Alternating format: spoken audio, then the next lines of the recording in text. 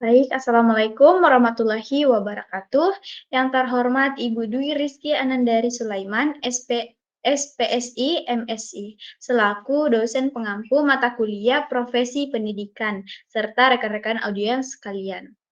Pertama-tama, marilah kita panjatkan puji dan syukur atas kehadirat Allah Subhanahu wa Ta'ala, karena berkat rahmat dan hidayahnya, sehingga kita dapat melaksanakan presentasi kali ini walaupun secara virtual. Perkenalkan, nama saya Nurwahini Pa'aloh selaku moderator dari kelompok 3. Adapun anggota dari kelompok 3 yaitu Ahmad Aiman Sanjaya, Pasrani, Uday Abiseka Arafena, Nurwahini Pa'aloh, saya sendiri, dan Mutmainah. Kemudian ada pokok-pokok pembahasan pada materi etika profesi pendidikan. Yang pertama, definisi etika profesi pendidikan, prinsip-prinsip profesi etika dalam pendidikan, tantangan etika dalam pendidikan, penerapan etika dalam praktek pendidikan, dan yang terakhir dampak etika profesi pendidikan. Nah, untuk pemateri selanjutnya saya serahkan ke presentator. Baik, terima kasih atas kesempatan yang diberikan. Materi pertama yaitu mengenai definisi etika profesi kependidikan. Secara etimologis, kata etika berasal dari bahasa Yunani yaitu ethos dan etikos. Ethos yang berarti sifat, watak, adat, kebiasaan, tempat yang baik, sedangkan etikos berarti susila, keadaban, atau kelakuan dan perbuatan yang baik. Sedangkan etika profesi adalah spesifikasi norma-norma yang bersifat konkret dan praktis bagi seseorang dalam lingkup profesinya. Berdasarkan penjelasan tersebut, maka dapat ditarik kesimpulan bahwa etika profesi kependidikan adalah seperangkat prinsip, nilai, dan norma moral yang mengatur perilaku dan praktik para pendidik dalam lingkup pekerjaan mereka sebagai guru, dosen, atau praktisi pendidikan. Etika profesi kependidikan membantu mendefinisikan tindakan yang dianggap etis atau tidak etis dalam konteks pendidikan dan memandu para pendidik dalam membuat keputusan yang benar serta memastikan perlakuan yang adil, hormat, dan bertanggung jawab terhadap siswa, orang tua, rekan kerja, dan masyarakat. Itulah pemaparan materi dari saya serahkan ke pemateri selanjutnya.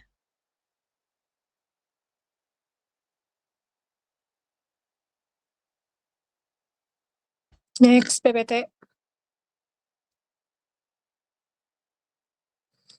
Selanjutnya yaitu prinsip-prinsip profesi etika dalam pendidikan. Yang pertama yaitu ada integritas dalam pendidikan.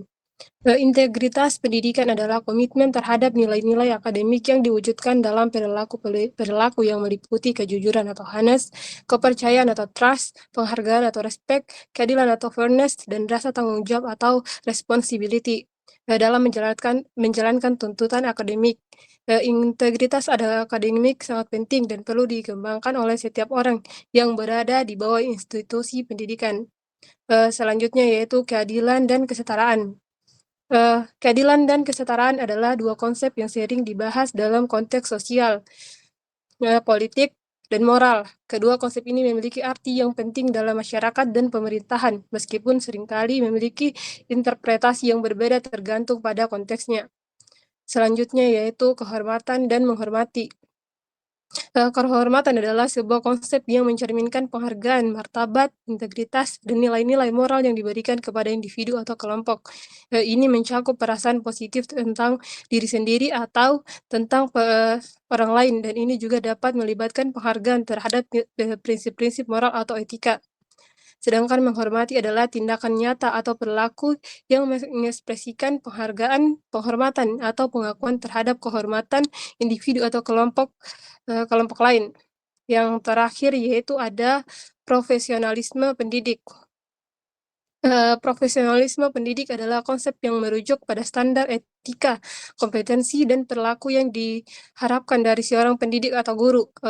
Profesionalisme pendidik melibatkan serangkaian prinsip-prinsip atau tindakan yang menggambarkan pendekatan yang serius, tanggung jawab, dan berkomitmen dalam menjalankan tugas-tugas pendidikan. Itu saja materi dari saya serahkan ke pemateri selanjutnya.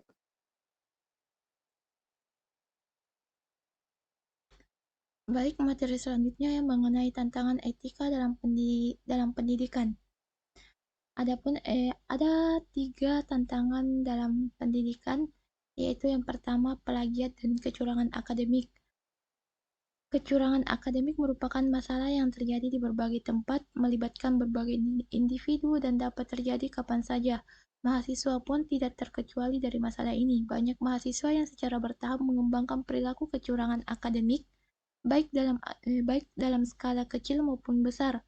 Kecurangan akademik yang umum dilakukan oleh mahasiswa meliputi plagiasi, fabrikasi, penipuan, penjeblakan, dan sabotase.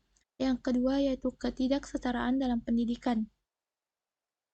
Salah satu tantangan dalam dunia pendidikan saat ini adalah ketidaksetaraan gender.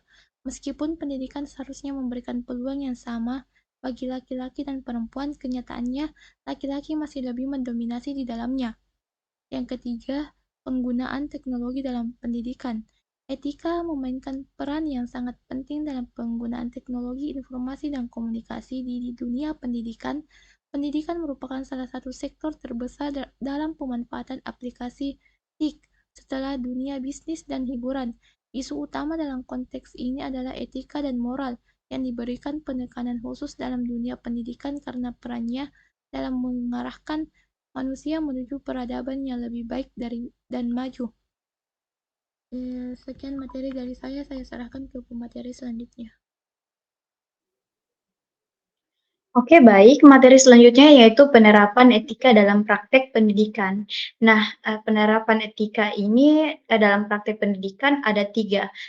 Yang pertama, etika dalam pengajaran. Nah, etika dalam pengajaran ini pula terbagi menjadi 4, yaitu keteladanan. Nah, maksud dari keteladanan yaitu di mana guru harus menjadi figur teladan bagi para murid dalam berattitude baik selama proses pembelajaran.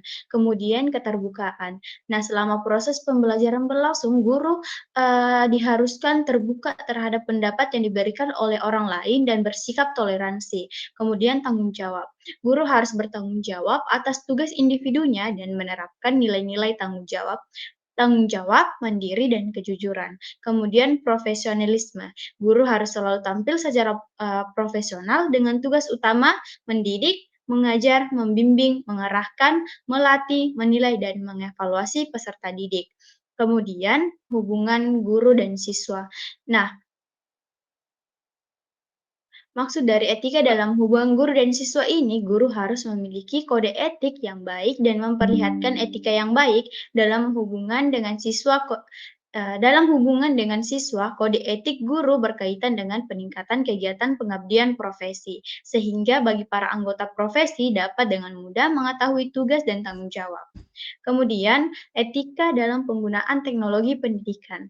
Nah, etika dalam penggunaan teknologi pendidikan berkaitan erat dengan etika profesi dan penggunaan teknologi informasi yang baik dan benar, serta memperhatikan hak dan kewajiban dalam penggunaannya.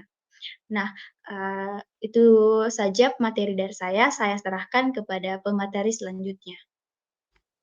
Baik, selanjutnya itu dampak positif dan dampak negatif etika profesi kependidikan.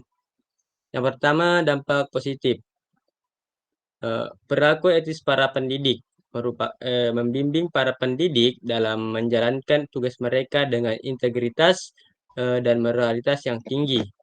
Ini mengarah pada perilaku etis dalam kelas dan di luar kelas, termasuk dalam hubungan dengan siswa, orang tua, dan rekan kerja. Yang kedua itu hubungan guru siswa yang positif. Menciptakan hubungan yang positif antara guru dan siswa berdasarkan rasa hormat, kepercayaan, dan peduli. Yang ketiga, pendidikan yang berfokus pada siswa. Memprioritaskan kepentingan siswa, etika profesi kependidikan membantu memastikan bahwa pendidik difokuskan pada kebutuhan dan perkembangan siswa, bukan pada kepentingan pribadi guru atau staf pendidikan. Yang keempat, perlindungan privasi dan keamanan siswa. Etika melibatkan menjaga privasi dan kerahasiaan siswa, sehingga informasi pribadi siswa tidak disalahgunakan untuk diungkapkan tanpa izin yang tepat. Yang kelima yaitu kepemimpinan yang etis. Pendidikan yang memahami etika profesi kependidikan dapat mengambil keputusan yang lebih baik dalam hal kebijakan, pengelolaan sekolah, dan pembangunan kurikulum yang memenuhi kebutuhan siswa. Yang keenam itu kepentingan masyarakat. Dalam pendidikan juga mempertimbangkan dampak pendidikan terhadap masyarakat. Pendidikan yang etis berkontribusi pada pembentukan warga negara yang bertanggung jawab dan berkontribusi positif pada masyarakat. Nah, yang ketujuh, pengembangan profesional. Profesi kependidikan mendorong para pendidik untuk terus meningkatkan keterampilan mereka dan berpartisipasi dalam pengembangan profesional. Ini mendukung peningkatan kualitas pengajaran. Yang ke-8 itu kepatuhan terhadap hukum dan standar.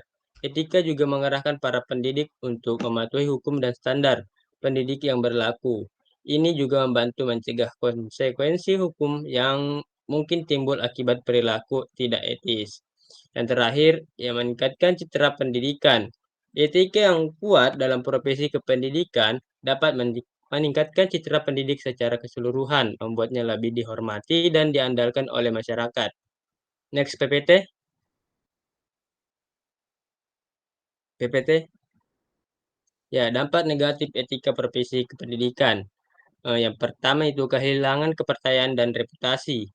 Ketika pendidik atau staf pendidik tidak mengikuti etika, ini dapat merusak kepercayaan siswa, orang tua, dan masyarakat terhadap institusi pendidikan. Yang kedua, pengaruh buruk pada siswa. Sikap tidak etis pendidikan dapat mempengaruhi perilaku dan moralitas siswa. Mereka mungkin meniru perilaku negatif yang mereka lihat dari pendidik mereka. Yang ketiga, diskriminasi dan ketidaksetaraan. Ketika etika diabaikan, diskriminasi rasial atau gender atau berbagai bentuk ketidaksetaraan dapat berkembang di dalam institusi pendidikan yang merugikan siswa dan staf yang terdiskriminasi. Yang keempat, keretakan dalam hubungan guru siswa. Ini juga tidak etis. Guru seperti ketidakadilan atau ketidakjujuran dapat merusak hubungan antara guru dan siswa yang berdampak negatif pada kualitas pendidikan. Yang kelima, ketidakpatuhan hukum. Tindakan tidak etis dalam pendidikan dapat mengakibatkan pelanggaran hukum, termasuk tuntutan hukum terhadap pendidik atau lembaga pendidikan. Yang keenam yaitu pengaruh negatif pada budaya sekolah. Ketika etika diabaikan, budaya sekolah dapat menjadi toksik atau tidak sehat yang menghambat pembelajaran dan perkembangan siswa. Yang ketujuh, pemborosan sumber daya. Penerapan etika yang buruk dalam pengelolaan sumber daya dan keuangan dapat menyebabkan pemborosan dana pendidikan yang berdampak pada pendidikan siswa. Yang kedelapan, ketidakpercayaan masyarakat terhadap pendidikan. Kegagalan dalam menerapkan etika dapat mempengaruhi dukungan masyarakat untuk pendidikan yang dapat mempengaruhi pembiayaan, kualitas, dan akses pendidik. Yang kesembilan itu potensi bahaya fisik atau psikologis. Sikap tidak etis seperti penelantaran atau pelecehan dapat membahayakan kesejahteraan fisik atau psikologi siswa. Yang terakhir itu tidak mematuhi standar profesional. Para pendidik yang tidak mematuhi etika profesi kependidikan dapat melanggar kode etik dan standar profesional yang berlaku yang berpotensi mengakibatkan sanksi atau penaguhan lisensi. Baik, itulah pemaparan materi dari saya. Saya kembalikan kepada moderator. Itulah tadi pemaparan materi dari kelompok 3. Nah, setelah pemaparan materi, kita dapat menyimpulkan bahwa penerapan etika profesi kependidikan juga memiliki dampak positif yang luas, termaksud peningkatan prestasi akademik, pengembangan keterampilan sosial, dan pembentukan warga negara yang bertanggung jawab. Nah, dalam dunia pendidikan, etika profesi kependidikan memegang peranan kunci dalam membentuk perilaku dan praktik para pendidik serta memastikan bahwa pendidik memberikan manfaat yang maksimal bagi siswa, masyarakat, dan bangsa.